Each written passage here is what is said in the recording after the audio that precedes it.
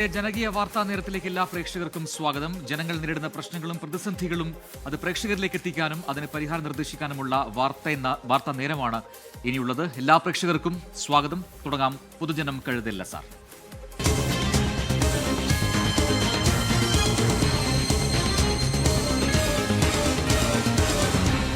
പൊതുജനം കഴുതയല്ല സാർ.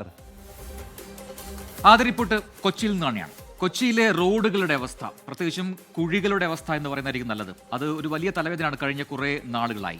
ശോചനീയാവസ്ഥയിൽ പ്രതിഷേധിച്ച് പല ആളുകളും രംഗത്തെത്തുന്നതുമുണ്ട്, അതെല്ലാ ദിവസവും കാണുന്നുമുണ്ട്. ഒടുവിൽ ഹൈക്കോടതിയും ഇടപെട്ടു. ചില റോഡുകളുടെ പേരുകൾ തന്നെ പറഞ്ഞുകൊണ്ടായിരുന്നു ഹൈക്കോടതി ഈ വിഷയത്തിൽ ഇടപെട്ടത്. പക്ഷേ നാളിതുവരെ കഴിഞ്ഞിട്ടും വലിയ മാറ്റമൊന്നും സംഭവിച്ചിട്ടില്ല എന്നുള്ളതാണ് യാഥാർത്ഥ്യം.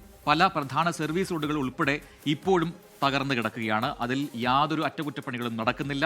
ഇനി മഴക്കാലം കഴിഞ്ഞിട്ടില്ല, ഇനി ഇപ്പോൾ തുലാവർഷം വരാൻ പോകുന്നു. അങ്ങനെ ഇപ്പോഴും വലിയ വലിയ ദുരിതമാണ് അതുവഴി യാത്ര ചെയ്യുന്ന എല്ലാ ആളുകളും ഒരുപോലെ പറയുന്നത്.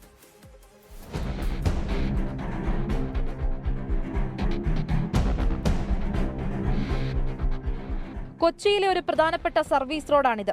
ഇടപ്പള്ളി ഭാഗത്തേക്കുള്ള ആളുകൾ ഏറ്റവും അധികം ആശ്രയിക്കുന്ന റോഡ്. പക്ഷേ ഈ റോഡുകളിലൂടെ പോകുന്നവർ കുറച്ച് ഭാഗ്യമുള്ളവരായിരിക്കണം.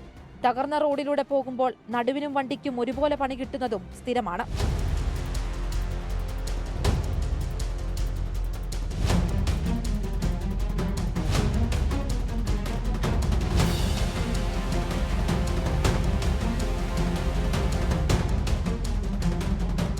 ഒരു ഭാഗത്തെ മാത്രം കാഴ്ചയല്ല ഇത്. ഒട്ടുമിക്ക റോഡുകളുടെയും അവസ്ഥ ഇതുതന്നെയാണ്. എത്ര പറഞ്ഞാലും മാറ്റങ്ങൾ ഉണ്ടാകാതെ തകർന്നു കിടക്കുകയാണ് കൊച്ചിയിലെ പല റോഡുകളും. കുഴിയിൽ വീണ് അപകടങ്ങൾ ഉണ്ടാകുന്നതും പതിവാണ്.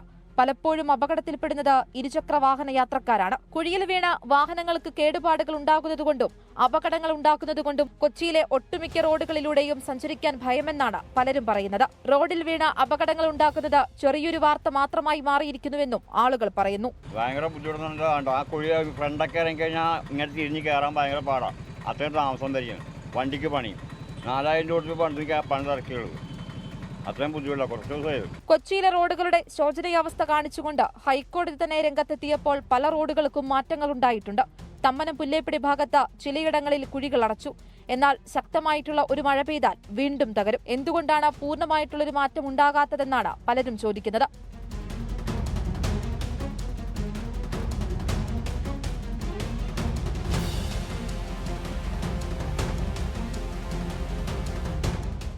കൊച്ചിയിലെ റോഡുകളുടെ അവസ്ഥയിൽ ഹൈക്കോടതി പോലും ഇടപെട്ടിട്ടും പൂർണ്ണമായിട്ടുള്ള ഒരു മാറ്റം അത് റോഡുകൾക്കുണ്ടായിട്ടില്ല എന്നുള്ളതാണ് യാഥാർത്ഥ്യം. പല സർവീസ് റോഡുകളിലൂടെയും യാത്ര ചെയ്യുന്നവർക്ക് അല്പം ഭാഗ്യവും വേണം. കൊച്ചിയിൽ നിന്നും ക്യാമറമാൻ വിനോദിനൊപ്പം അൻമരിയ സനി, 24. പൊതുജനം കഴുതയല്ല സാർ.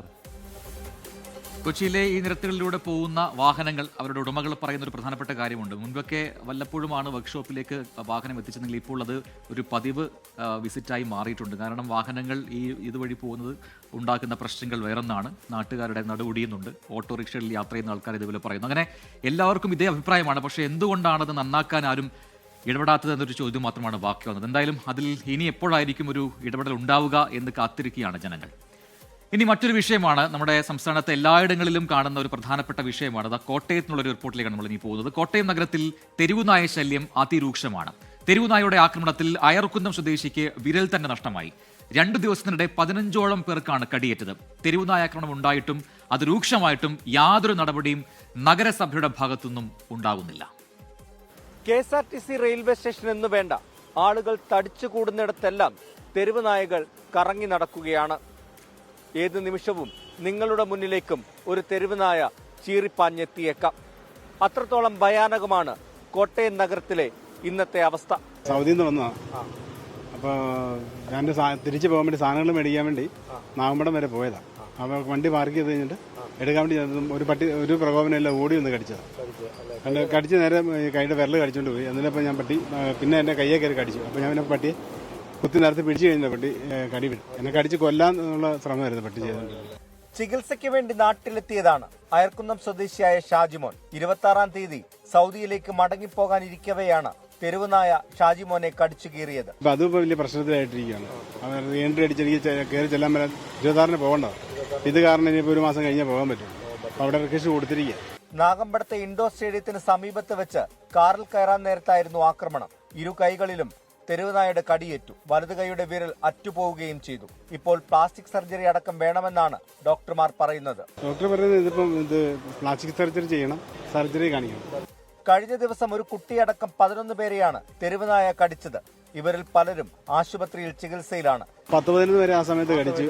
ഞങ്ങൾ മെഡിക്കൽ കോളേജിൽ ഇഞ്ചക്ഷൻ എടുക്കാൻ ചെല്ലുമ്പോഴത്തേക്കും 4 പേരെ വേറെ ഇഞ്ചക്ഷൻ എടുക്കുകയും ചെയ്തു. മോനെ കടിക്കാൻ വേണ്ടി വന്നു. ഞാൻ പെട്ടെന്ന് പട്ടിയെ കയറി പിടിച്ചോണ്ട് എന്നെ മോന് കിട്ടാതിരുന്നു. 2 ആഴ്ചയ്ക്ക് മുൻപ് മുൻ നഗരസഭാ ചെയർമാൻ അടക്കം 7 പേർക്കും തെരുവുനായയുടെ കടിയേറ്റിരുന്നു. നഗരത്തിൽ മാത്രമല്ല ഗ്രാമപ്രദേശങ്ങളിലും തെരുവുനായ ശല്യം വെല്ലുവിളിയായിട്ടുണ്ട്. ABC സെന്ററിന്റെ പ്രവർത്തനം കാര്യക്ഷമമാണെന്നാണ് നഗരസഭ പറയുന്നത്. പക്ഷേ തെരുവുനായ ആക്രമണങ്ങൾ തുടർക്കഥയാകുമ്പോൾ ഇത് എത്രത്തോളം വിശ്വസിക്കാനാകുമെന്ന് ചോദിക്കേണ്ടിയിരിക്കുന്നു. കോട്ടയത്ത് നിന്ന് അരുൺ നീണ്ടൂരിനൊപ്പം ടോബി ജോൺസൺ, 24. പൊതുജനം കഴുതയല്ല സാർ. എന്തായാലും നമ്മൾ ഈ അയർകുന്ന സ്വദേശിയുടെ ദുരവസ്ഥ നമ്മൾ കണ്ടു. അത് ആ ഒരു ആളുടെ മാത്രം അനുഭവമല്ല. പ്രത്യേകിച്ചും കുട്ടികളെയൊക്കെ തന്നെ ഒറ്റയ്ക്ക് സ്കൂളിലേക്ക് പറഞ്ഞുവിടാൻ രക്ഷിതാക്കൾ മടിക്കുന്നുണ്ട്, ഭയക്കുന്നുണ്ട്. കാരണം ഇതാണ് പ്രശ്നം. അത് നാട്, നഗരം അല്ലെങ്കിൽ ഗ്രാമം, നഗര വ്യത്യാസമില്ലാതെ തന്നെ തെരുവുനായകൾ ഇങ്ങനെ പെരുകുന്നുണ്ട്. അവർ ഈ പറയുന്നത് പോലെ ആക്രമണം അത് ദിവസേന എന്നോണം റിപ്പോർട്ട് ചെയ്യപ്പെടുന്നുണ്ട്. എന്തുകൊണ്ടാണ് അധികൃതർ ഇടപെടാത്തത് എന്നത് മാത്രം മനസ്സിലാകുന്നില്ല എന്നാണ് എല്ലാവരും ചോദിക്കുന്നത്. ചില പ്രതികരണങ്ങൾ കൂടിയുണ്ട്, അതിലേക്കാണ് ഇനി. ഭയങ്കര ശല്യമാണ്. പട്ടിയെ ഇവിടെ ഒഴിവാക്കേണ്ടത് ഇവിടുത്തെ അത്യാവശ്യമായൊരു കാര്യമാണ്. ഓരോ ദിവസവും എത്ര പേരെ കടിക്കുന്നവരെ 4 വയസ്സുള്ള കുഞ്ഞിനെ വരെ പട്ടി കടിച്ചു. അപ്പോൾ അത് ഒഴിവാക്കേണ്ടത് അത്യാവശ്യമായ കാര്യമാണ്. ടൗണിലും ഉണ്ട്. നമ്മളെ പ്രതീക്ഷിക്കുകയല്ല കൂടി ഇപ്പുറത്തോട്ട് വരുന്നത്. ഇവിടെ ഇഷ്ടം പോലെ ഉണ്ട്. ബുദ്ധിമുട്ട്, നാട്ടുകാർക്കെല്ലാം ബുദ്ധിമുട്ടുണ്ട്. എല്ലാവരും പേടിച്ചോടുന്നൊക്കെയാണ്. എപ്പോഴും ഇതിലെ കൂടി തന്നെ പോയിക്കൊണ്ടിരിക്കുക. കുറേ എണ്ണം ഉണ്ട്. രാവിലെ തൊട്ട് ഇങ്ങനെ നടക്കുന്നുണ്ട്. കഴിഞ്ഞ ദിവസം ഒരാളെ കൂടെ ഒന്ന് കടിച്ചിട്ട് പോയതല്ലേ. പേടിക്കായിരിക്കും. ഒരു കടിച്ചു കഴിഞ്ഞാൽ പാടി തീർന്നില്ല. ഏത് പേര് പോകാൻ തീർന്ന പ്രശ്നമുണ്ട്. നമ്മുടെ ചാനലാണെങ്കിലും ശരി, സബ്ജൻസ് കത്തിനോടെയാണല്ലോ. വൈകിട്ട് വരുമ്പോൾ കാണാറുണ്ട്. പകല് വല്ല പ്രശ്നം കാണാറില്ല ഇവിടെ. രാത്രിയിലുണ്ട്. രാത്രിയിൽ ഇവിടെ ഈ ഭാഗത്തൊക്കെ ഉണ്ട്. അത് 10 മണി കഴിഞ്ഞാൽ പിന്നെ ഉറപ്പല്ലേ. ഇനി മറ്റൊരു റിപ്പോർട്ടിലേക്കാണ്. മുണ്ടക്കൈ ചൂരൽമല പുനരധിവാസ പട്ടികയുമായി ബന്ധപ്പെട്ട് ഇന്നും പ്രതിഷേധമുണ്ടായി. ദുരന്തബാധിതരുടെ ജനശബ്ദം ആക്ഷൻ കമ്മിറ്റിയാണ് കലക്ടറേറ്റ് ഉപരോധിച്ചത്. അർഹരായ പലരും പട്ടികയിൽ ഉൾപ്പെട്ടിട്ടില്ല എന്നാണ് പ്രധാന ആരോപണം. മുണ്ടക്കൈ ചൂരൽമല പുനരധിവാസ ലിസ്റ്റിലെ കല്ലുകടികൾ അവസാനിക്കുന്നില്ല. അനർഹരായ പലരും പട്ടികയിൽ ഇടം പിടിച്ചു എന്നാണ് ആക്ഷേപം. അർഹരായ പലരെയും ഒഴിവാക്കി എന്നും ആരോപണമുണ്ട്. ഈ സാഹചര്യത്തിൽ ജനശബ്ദം ആക്ഷൻ കമ്മിറ്റി കലക്ടറേറ്റിന് മുന്നിൽ സമരവുമായെത്തി.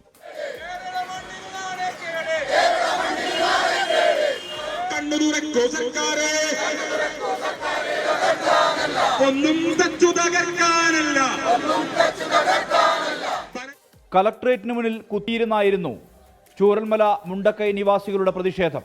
പുനരധിവാസ പട്ടികയിൽ അനർഹർ ഉൾപ്പെട്ടിട്ടുണ്ടെന്നും അർഹരായവർ പട്ടികയ്ക്ക് പുറത്തെന്നും ആരോപണം. അർഹരായ 173 കുടുംബങ്ങളെ കൂടി പുനരധിവാസ പട്ടികയിൽ ഉൾപ്പെടുത്തണമെന്നും അനർഹരെ ഉൾപ്പെടുത്തിയതിന് സഹായിച്ച ഉദ്യോഗസ്ഥർക്ക് നേരെ വകുപ്പുതല നടപടി സ്വീകരിക്കണമെന്നും ആവശ്യം. ദുരന്തത്തിൽ കെട്ടിടങ്ങൾ നഷ്ടമായ ഉടമകൾക്ക് നഷ്ടപരിഹാരം ഉടൻ നൽകുക, ദുരന്തബാധിതരുടെ ബാങ്ക് വായ്പകൾ എഴുതിത്തള്ളാൻ നടപടി സ്വീകരിക്കുക തുടങ്ങിയ ആവശ്യങ്ങളും ജനശബ്ദം ആക്ഷൻ കമ്മിറ്റി ഉന്നയിച്ചു. അധികൃതരുമായി വിഷയം ചർച്ച ചെയ്യാതെ പിരിഞ്ഞു പോകില്ലെന്ന നിലപാടെടുത്തു പ്രതിഷേധക്കാർ.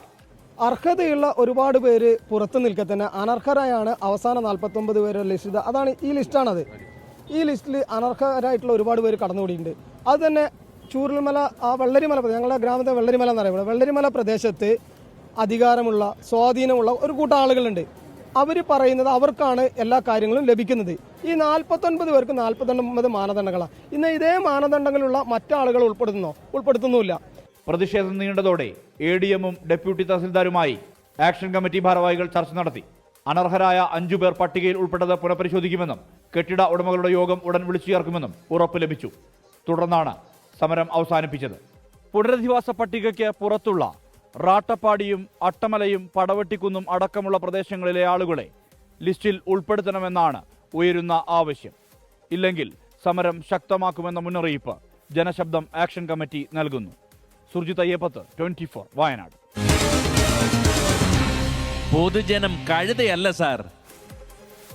ഈ പുനരധിവാസ പട്ടിക അല്ലെങ്കിൽ അന്തിമ പട്ടിക ഉണ്ടാക്കുന്നതിന് മുൻപ് തന്നെ ഒരു ഫിൽറ്ററിംഗ് പ്രോസസ്സൊക്കെ ഉണ്ടായിരുന്നു. ഘട്ടം ഘട്ടമായിട്ടാണ് അന്തിമ പട്ടിക ഉണ്ടാക്കിയത്. ആ ഘട്ടങ്ങളിലൊക്കെ തന്നെ പല പരാതികളും ഉയർന്നിരുന്നു. പക്ഷേ ഇതിപ്പോൾ അർഹരായവരില്ല, അനർഹരാണുള്ളത് എന്ന ആ പരാതി, അതിന് മാത്രം ഒരു അന്ത്യമില്ല, അതിങ്ങനെ നീളുകയാണ്. എന്തായാലും ഈ ജനശബ്ദം ആക്ഷൻ കമ്മിറ്റി കൃത്യമായ നിലപാട് പറഞ്ഞിട്ടുണ്ട്. എന്താണ് അതിലൊരു തീരുമാനമുണ്ടാകുമോ എന്ന് നമുക്ക് കാത്തിരുന്ന് കാണാം.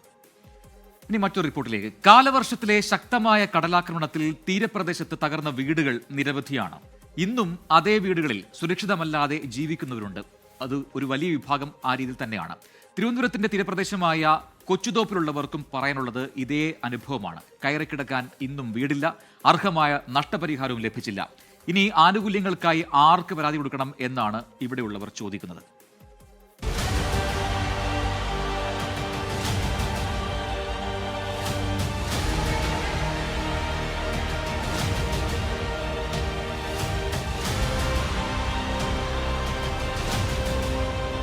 ഞാൻ വൈഫ് ഇവിടെ ഉണ്ട്, വീട്ടിൽ തന്നെ. പിന്നെ പോന്നെങ്കിൽ ഒരുമിച്ച് പോട്ടെ എന്ന് വിചാരിച്ചാണ്. പിന്നെ മക്കള് കാര്യം ആലോചിച്ച് അവരിത് കാണുമ്പോൾ പേടിക്കുന്നുണ്ട്. പക്ഷെ ഞാൻ അതൊന്നും കാണാതെ ക്ലാസ്സിൽ വിടും. എനിക്കിനി സഹിക്കാൻ പറ്റുന്നില്ല, ഒന്നുമില്ല. 3 മാസം മുൻപേ മഴ തകർത്തു പെയ്യുന്ന സമയം കടൽ ഈ മുറ്റത്തോളം എത്തും. അന്ന് തകർന്നു വീണതാണ് സാജൻ ജോസഫിന്റെ ഈ വീടും കാലങ്ങളായുള്ള സ്വപ്നവും. ഇന്നും കൊച്ചുതോപ്പ് നിവാസികൾക്ക് പറയാനുള്ളത് ഇതേ ദുരവസ്ഥ തന്നെ. 3 മാസം മുന്നേ സാജൻ ജോസഫ് പറഞ്ഞത് തന്നെയാണ് ഇന്നും ആവർത്തിക്കുന്നത്. അന്നുള്ളതിനേക്കാൾ വീടിന്റെ പകുതിയിലധികം ഭാഗവും തകർന്നിട്ടുണ്ട്. മക്കളെയും കൊണ്ട് കയറി കിടക്കാനിടമില്ല. സുരക്ഷിതമായി ജീവിക്കണം. കടലിറങ്ങിയത് മാത്രമാണ് ഏക ആശ്വാസം. കടലിപ്പോൾ ശാന്തമായിട്ടുണ്ട്. ഇപ്പോൾ വീടിൻ്റെ അവസ്ഥ ഇപ്പോൾ 2 മാസം കൊണ്ട് ഇപ്പോൾ ഇതാണ്. പക്ഷേ ഇതിനു വേണ്ടിയുള്ള ഒരു ഒന്ന് മാറ്റിപ്പാർപ്പിക്കുക ഒന്നും ഇവിടെ ഉണ്ടായിട്ടില്ല. കിട്ടാനുള്ള ഒരു സൗകര്യം ചെയ്യുകയോ അല്ലെങ്കിൽ ഇതിന് പകരം എവിടെയെങ്കിലും സ്ഥലം തന്ന് മാറിപ്പോകാൻ നമ്മൾ തയ്യാറാണ്. പക്ഷെ അതിന് എന്തെങ്കിലും ഒരു സഹായം ചെയ്തിരുന്നെങ്കിൽ വലിയ ഉപകാരമായിരുന്നു തന്നെ. പ്രദേശത്ത് കടൽഭിത്തി നിർമ്മാണം ഇപ്പോൾ പുരോഗമിക്കുന്നു.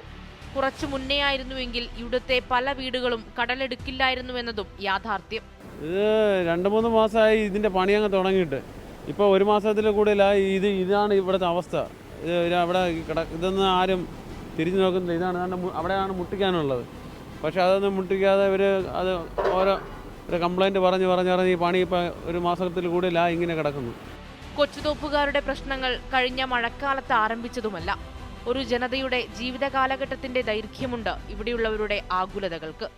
ആ സമയം ഉണ്ടായിരുന്ന ഒരു പരിഹാരം സർക്കാർ ചെയ്തിരുന്നുവെങ്കിൽ എത്രയോ കുടുംബങ്ങൾ, അതായത് ഇപ്പം ഞങ്ങളിപ്പോൾ ഒറ്റ തിരിഞ്ഞ് താമസിക്കും പോലെയാണ്. ഞങ്ങളുടെ കൂടെ ഉണ്ടായിരുന്ന ഈ നമ്മുടെ സഹോദരങ്ങളെ പോലെ കഴിഞ്ഞിരുന്ന മത്സ്യ ബന്ധനവുമായിട്ട് ബന്ധപ്പെട്ട ആൾക്കാർ ഇപ്പോൾ പല സ്ഥലങ്ങളിൽ ഒറ്റ തിരിഞ്ഞ് ജീവിക്കുന്നു. അത് കാണുമ്പോൾ തന്നെ നമുക്കൊരു വിഷമമാണ്.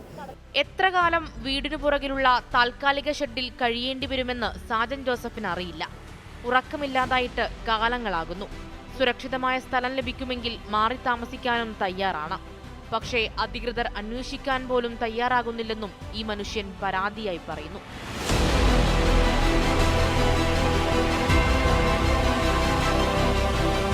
ഈ കടൽഭിത്തി നിർമ്മാണത്തിൽ പോലും കാലങ്ങളായുള്ള പോരാട്ടത്തിന്റെ കഥയുണ്ട്. ഇന്ന് മന്ദഗതിയിലെങ്കിലും കടൽഭിത്തി നിർമ്മാണം നടക്കുന്നുമുണ്ട്. പക്ഷേ സുരക്ഷിതമായി കയറിക്കിടക്കാൻ ഒരിടം അതെപ്പോഴുണ്ടാകുമെന്ന ചോദ്യത്തിന് മാത്രം ഉത്തരമില്ല. ക്യാമറമാൻ രഞ്ജിത്ത് ഫ്രാൻസിസിനൊപ്പം മേഘ്ന മുരളി, 24 തിരുവനന്തപുരം. പൊതുജനം കഴുതയല്ല സാർ. നെൽ കർഷകരോട് സംസ്ഥാന സർക്കാരിന് അവഗണനയാണെന്ന് ആരോപിച്ച് കർഷകരുടെ പ്രതിഷേധം. കേരള സംയുക്ത കർഷക വേദിയുടെ ആഭിമുഖ്യത്തിൽ സപ്ലൈകോ ഹെഡ് ഓഫീസ് ഉപരോധിച്ചു. കേരള സംയുക്ത കർഷക വേദിയുടെ ചെയർമാനും നടനുമായ കൃഷ്ണപ്രസാദ് ഉപരോധം ഉദ്ഘാടനം ചെയ്തു. സംഭരിച്ച നെല്ലിന്റെ തുക ഉടൻ നൽകുക, നെല്ലിന്റെ താങ്ങുവില 40 രൂപയാക്കുക, വർദ്ധിച്ച ഭൂനികുതി വെട്ടിക്കുറയ്ക്കുക, സംസ്ഥാന സർക്കാരിന്റെ ഇൻസെന്റീവ് 10 ആക്കുക, ഉപാധികൾ ഇല്ലാതെ സപ്ലൈകോ നെല്ല് സംഭരണം നടത്തുക എന്നിങ്ങനെ നിരവധി ആവശ്യങ്ങൾ ഉന്നയിച്ചാണ് കർഷക പ്രതിഷേധം സംഘടിപ്പിച്ചത്. സംസ്ഥാന സർക്കാരിന്റെ അവഗണനയ്ക്കെതിരെ കേരള സംയുക്ത കർഷക വേദിയുടെ നേതൃത്വത്തിൽ സപ്ലൈകോ ഹെഡ് ഓഫീസിൽ നടന്ന ഉപരോധം കേരള സംയുക്ത കർഷക വേദിയുടെ ചെയർമാനും നടനുമായ കൃഷ്ണപ്രസാദ് ഉദ്ഘാടനം ചെയ്തു. പ്രതിസന്ധി എന്ന് പറഞ്ഞു കഴിഞ്ഞാൽ, കൃഷി ചെയ്താൽ ഞങ്ങളുടെ ഉൽപ്പന്നം നെല്ല് കൊടുത്തു കഴിഞ്ഞാൽ ഞങ്ങളുടെ പൈസ കിട്ടുന്നില്ല എന്നുള്ളതാണ് ഏറ്റവും വലിയ ദുരന്തം. അതാണിപ്പം നേരിടുന്ന ഏറ്റവും വലിയ പ്രതിസന്ധി. അതോടൊപ്പം തന്നെ നിരവധിയായ കാര്യങ്ങളുണ്ട്. ഒരു കൃഷി ചെയ്യാന്ന് പറഞ്ഞാൽ ഒരു കുഞ്ഞിനെ വളർത്തിയെടുക്കുന്ന പോലെ പല പല കാര്യങ്ങളുണ്ട്. അതിന് ആഹാരം കൊടുക്കുന്ന പോലെ, കുഞ്ഞുങ്ങൾക്ക് ആഹാരം കൊടുക്കുന്ന പോലെ തന്നെയാണ് അതിന് നമ്മൾ വളവിടണം, മറ്റുള്ള കാര്യങ്ങളൊക്കെ ഉണ്ട്. ഇതിനൊക്കെ ചെലവുമല്ലേ. ഇതൊക്കെ കെട്ടുതാലി പണയം വെച്ച് പാവം പിടിച്ച കർഷകൻ അതൊക്കെ ചെയ്യുമ്പോൾ ഈ പറഞ്ഞ കൃഷി ചെയ്യുന്നതിൽ ഏതാണ്ട് 95% ആൾക്കാരും ഇതുകൊണ്ട് മാത്രം ജീവിക്കുന്ന ആൾക്കാരാണ്. അവർക്ക് വേറെ മാർഗമില്ല. അവരെ കൊണ്ട് 6 മാസം കൃഷി ചെയ്തിട്ട് വീണ്ടും ഒരു 6 മാസം നെല്ലിന്റെ പൈസയ്ക്ക് വേണ്ടി കാത്തിരിക്കുക എന്ന് പറഞ്ഞാൽ ലോകത്ത് കേൾക്കാത്തൊരു കാര്യമാണ്. കർഷകർ മടുപ്പിന്റെ അങ്ങേയറ്റം എത്തിയെന്നും സിബിൽ സ്കോർ എന്ന വലിയ ദുരന്തത്തിൽ പകച്ചു നിൽക്കുകയാണ് കർഷകരെന്നും കൃഷ്ണപ്രസാദ് പറഞ്ഞു. വായ്പയെടുത്തും പലിശയ്ക്ക് കടമെടുത്തുമാണ് പല കർഷകരും നെൽകൃഷി ചെയ്തത്. എന്നാൽ സംഭരണം കഴിഞ്ഞും കുടിശ്ശിക മാത്രം ഇനിയും ബാക്കിയാണ്. എല്ലാ കർഷകരും, കേരളത്തിലുള്ള നെൽകർഷകരുടെ യഥാർത്ഥ പ്രശ്നം എന്ന് പറഞ്ഞു കഴിഞ്ഞാൽ കൊയ്ത് കഴിഞ്ഞ് നെല്ല് സപ്ലൈക്കോ എടുത്തതിന് ശേഷം 5-6 മാസത്തിന് ശേഷമാണ് പണം കിട്ടുക എന്നുള്ളതാണ് യഥാർത്ഥ പ്രശ്നം. ഞങ്ങളെ മനസ്സിലാക്കിയിരിക്കുന്നിടത്തോളം സ്റ്റേറ്റ് ഗവൺമെന്റും സെൻട്രൽ ഗവൺമെന്റുമായിട്ട് 48 മണിക്കൂറിനകം പണം കൊടുക്കണമെന്നുള്ള ഒരു എഗ്രിമെന്റ് ഉണ്ടെന്ന് ഉള്ള ഒരു ആശ്വാസത്തിന്റെ പുറത്താണ് സപ്ലൈക്കോയ്ക്ക് ഞങ്ങൾ നെല്ല് കൊടുക്കുന്നത്. പക്ഷെ ഫലത്തിൽ 5-6 മാസത്തിന് ശേഷം ഓഫീസുകളിൽ പുറകെ നടന്ന് കിഞ്ചി പാടിയതിന് ശേഷം ഓണത്തിന് ശേഷം ഏത് ധർമ്മം തരുന്നതിനൊക്കെ ഞങ്ങൾക്ക് നെല്ലിന്റെ പൈസ തന്നു തീർത്തെന്നാണ് അസംബ്ലിയിലൊക്കെ മന്ത്രി പറയുന്നത്. 245 കോടി രൂപയാണ് നെൽകർഷകർക്ക് ഇനിയും കുടിശ്ശിക ലഭിക്കാനുള്ളത്. അന്യ സംസ്ഥാനങ്ങളിലെ മില്ലുടമകളുമായി സർക്കാർ ഒത്തുകളി നടത്തുകയാണെന്നും കർഷകർ ആരോപിച്ചു. സംസ്ഥാന സർക്കാർ കർഷകനെ ചേർത്തുപിടിച്ചില്ലെങ്കിൽ ഇനിയും വലിയ രീതിയിലുള്ള കർഷക പ്രക്ഷോഭം കേരളം കാണേണ്ടി വരുമെന്നും കേരള സംയുക്ത കർഷക വേദി അഭിപ്രായപ്പെട്ടു. 24 കൊച്ചി. വനം വകുപ്പിന് കീഴിലുള്ള പെരിയാർ ടൈഗർ കൺസർവേഷൻ ഫൗണ്ടേഷനിലെ സാമ്പത്തിക ക്രമക്കേടുകൾ അക്കമിട്ട് നിരത്തി ധനകാര്യ പരിശോധനാ വിഭാഗത്തിന്റെ റിപ്പോർട്ട്. സർക്കാരിന്റെ അനുമതി ഇല്ലാതെയാണ് പാർക്ക് വെൽഫെയർ ഫണ്ടിലേക്ക് കോടികൾ മാറ്റുന്നത് എന്നും കണ്ടെത്തി. പരിശോധനയും സാങ്കേതിക ഉപദേശവും ഇല്ലാതെയാണ് എസ്റ്റിമേറ്റ് തയ്യാറാക്കുന്നത് എന്നും റിപ്പോർട്ടിൽ പറയുന്നു. 2024 രൂപീകരിച്ച പാർക്ക് വെൽഫെയർ ഫണ്ട് വഴിയാണ് പെരിയാർ കടുവ സങ്കേതത്തിലെ വിനോദസഞ്ചാര ഉപാധികളിൽ നിന്ന് ലഭിക്കുന്ന കോടിക്കണക്കിന് രൂപ വകമാറ്റിയിരുന്നത്. പാർക്ക് വെൽഫെയർ ഫണ്ട് രൂപീകരിച്ചത് സർക്കാർ അനുമതി ഇല്ലാതെയാണ്. ഇതുവഴിയുള്ള തുക ഉപയോഗിച്ച് സാധനങ്ങൾ വാങ്ങുന്നതും ചെലവുകൾ നടത്തുന്നതും അനുവദനീയമല്ലെന്നും ഇക്കാര്യത്തിൽ നടപടി സ്വീകരിക്കണമെന്നും റിപ്പോർട്ടിലുണ്ട്. ശരിയായ പരിശോധനയില്ലാതെയും സാങ്കേതിക ഉപദേശം സ്വീകരിക്കാതെയും എസ്റ്റിമേറ്റുകൾ തയ്യാറാക്കുന്നതായി അന്വേഷണ സംഘം കണ്ടെത്തി. കൊട്ടേഷൻ നോട്ടീസുകൾ പ്രദർശിപ്പിക്കാത്തതും വിഭജിച്ച് വാങ്ങൽ നടത്തുന്നതും സ്റ്റോർ പർച്ചേസ് നിയമങ്ങളുടെ ലംഘനമാണെന്നും റിപ്പോർട്ടിലുണ്ട്. വനാതിർത്തിയിൽ സോളാർ വേലി സ്ഥാപിക്കുന്നത് പോലെയുള്ള പ്രവൃത്തികളിലും വിദഗ്ധ ഉപദേശം തേടാറില്ല. വിവിധ ആവശ്യങ്ങൾക്കെന്ന പേരിൽ ഉദ്യോഗസ്ഥർക്ക് അഡ്വാൻസായി നൽകിയ ദശലക്ഷക്കണക്കിന് രൂപ സമയബന്ധിതമായി തിരിച്ചടയ്ക്കുന്നതിൽ വീഴ്ച വരുത്തിയിട്ടുണ്ട്. ഇത് കേരള ഫിനാൻഷ്യൽ കോഡിന്റെ ലംഘനമാണ്. ഇവരിൽ നിന്നും പലിശയടക്കം തുക തിരികെ പിടിക്കണമെന്നാണ് റിപ്പോർട്ട്. നടപടി സ്വീകരിക്കണമെന്നാവശ്യപ്പെട്ട് ധനമന്ത്രി റിപ്പോർട്ട് വനമന്ത്രിക്ക് കൈമാറിയിട്ടുണ്ട്. തിരിമറി നടക്കുന്നതായി കാണിച്ച് നോൺ ഗസ്റ്റഡ് എംപ്ലോയീസ് അസോസിയേഷനാണ് വനമന്ത്രിക്ക് പരാതി നൽകിയത്. 24 ഇടുക്കി. ലോകത്തെവിടെയായാലും ഏത് സമയത്തും 24 വാർത്തകളും ഓഗ്മെന്റഡ് റിയാലിറ്റി പാക്കേജുകളും എക്സ്പ്ലെയിനറുകളും വിശദമായി കാണാൻ ഞങ്ങളുടെ യൂട്യൂബ് ചാനൽ നിങ്ങൾക്ക് സബ്സ്ക്രൈബ് ചെയ്യാം.